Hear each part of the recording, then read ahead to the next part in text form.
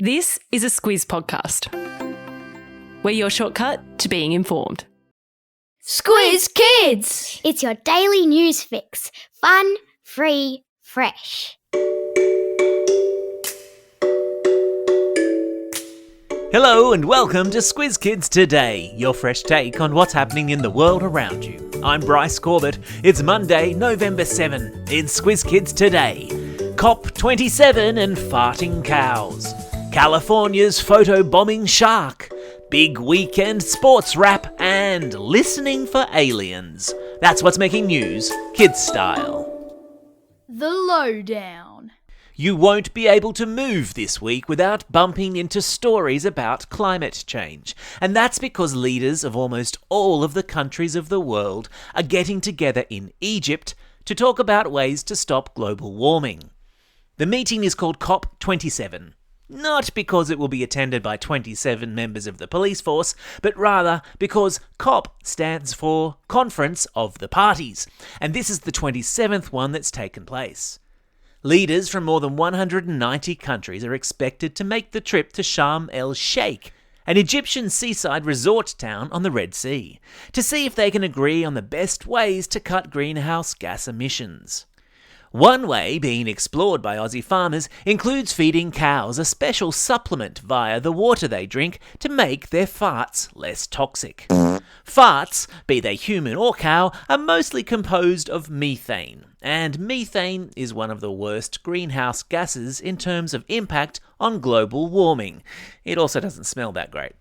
There's going to be lots of news around about climate change and global warming this week, which is enough to make any kid feel a little bit helpless and wonder, but what can I do? I'm just one kid. Well, as it happens, today also marks the start of National Recycling Week here in Australia. And recycling is one thing that each and every one of us can do to help the environment. Because the biggest changes often start with the tiniest of actions.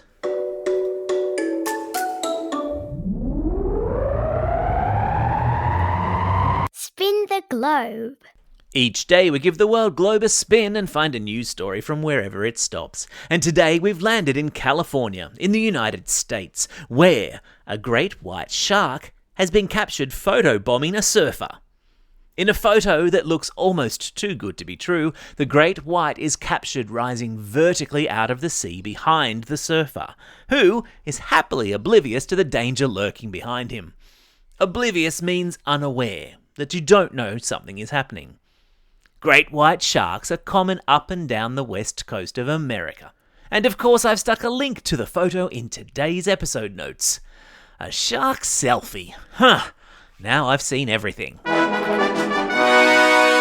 Oh, there goes the classroom companion clarion, indicating that today's classroom worksheets for Squiz Kids for School subscribers is tied to this news item.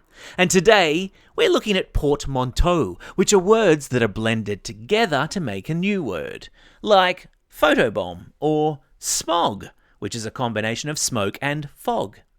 Today, we're challenging all Squiz Kids to come up with their very own portmanteau, or blended word, and asking you to send in your words to squizkids@thesquiz.com.au for me to judge and choose the best one for inclusion in the podcast next week. So, get creative. And of course, if you want to check out Squiz Kids for Schools, jump into a free trial via our website or the link in today's episode notes.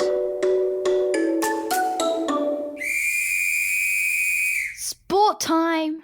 And no matter what size or shaped ball you're into, it was a big ol' weekend in sport the weekend just gone, with Aussie teams crashing out big time while others inched closer to grand final glory.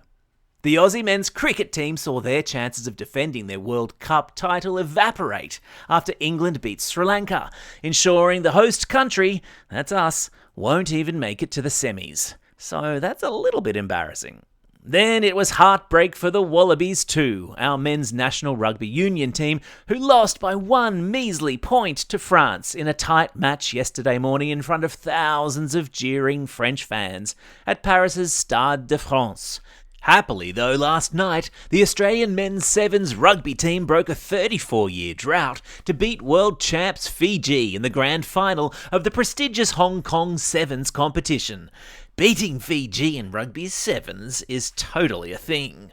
Across the ditch in New Zealand, the Women's Rugby World Cup Grand Final is set after New Zealand just pipped France to the post in their semi-final and England sent Canada packing.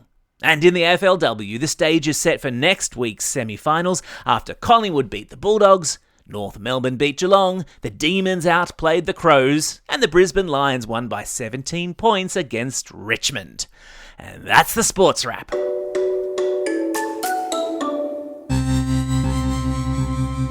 Spaced out. Hands up if you've ever heard of a movie called E.T., the Extraterrestrial. It's about an alien on Earth and the unlikely friendship it forms with a little boy called Elliot. For most of the film, E.T. runs around pointing to the sky saying, "E.T. phone home," as he tries to get in touch with his alien brothers and sisters to come back to Earth and collect him. Now, that's just a movie, a little bit of science fiction, but what would we do if aliens actually did make contact with us? Who would be there to answer the phone, as it were, and what would they say? That question has been answered in Scotland at St Andrews University, where a team of scientists have been working out what the human response should be if and when aliens from outer space make contact with us down here on Earth. Space agencies like NASA have been sending messages out into space for decades, hoping someone or something out there might receive the message and respond. And now the crew at St Andrews Uni are starting to put some thought into how the human race should react if ever that response was received. The truth is out there, my friends. Time for the quiz. This is the part of the podcast where you get to test how well you've been listening. Question number 1. What jumped up out of the water and photobombed a surfer in California? Yeah, that's right, it was a great white shark. Yikes! Question number 2. In which country is the COP27 climate change meeting taking place? Yeah, well done if you said Egypt. Question number 3. The rugby team from which country beat the Wallabies yesterday morning? Yeah, you got it. It was France.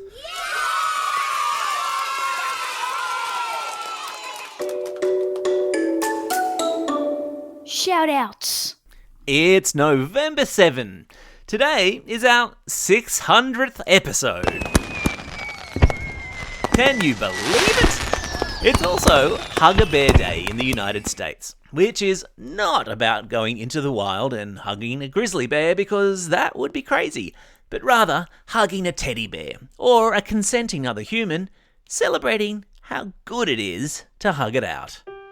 It's also a special day for these Squiz Kids celebrating a birthday today. Charlotte from Ryde, Miller from Jerilderie, Diane from Hawker, Jaden from Warunga, Cormac from Haberfield, Arash from Marulbark, Abby from Rose Bay, Rupert from Willoughby, Charlotte from South Turramurra, Percy and Alex from Ivanhoe, and Travis from Bega. And a belated birthday shout out today goes to Ivy from Junee. And classroom shout outs today go to the Year 3-4 Yowies at Pleasant Street Primary School in Ballarat, and farewell to their teacher Kate, who is leaving the school. To Year 6 and Mrs Clayton at St Philomena's School in Bathurst. To Class 4B and Mr Earp at Springfield Lake State School. Class 5-4B and Mrs Boyle at Abbotsford Public School. Class 3B and Mr Staples at Mount Cotton State School. Class 3-4C and Miss Carr at Bathurst Public School, and to Class 4F and Ms Fisher at Burke Street Public School. Everyone here at Squiz Kids HQ is super excited about your upcoming wedding, Ms Fisher. And finally, a thank you shout out to Anastasia, Alex and Anton, who pointed out how I was well out of whack last Thursday with the dates of King Tut's reign. Apologies for that. Don't forget, if you've got a birthday coming up and you'll want a shout out, or if you're after a classroom shout out, drop us a line at squizkids@thesquiz.com.au or fill out the form on our website. Well, that's all we have time for. Thanks for listening to Squiz Kids today. We'll be back again tomorrow. In the meantime, get out there and have a most excellent day. Over and out.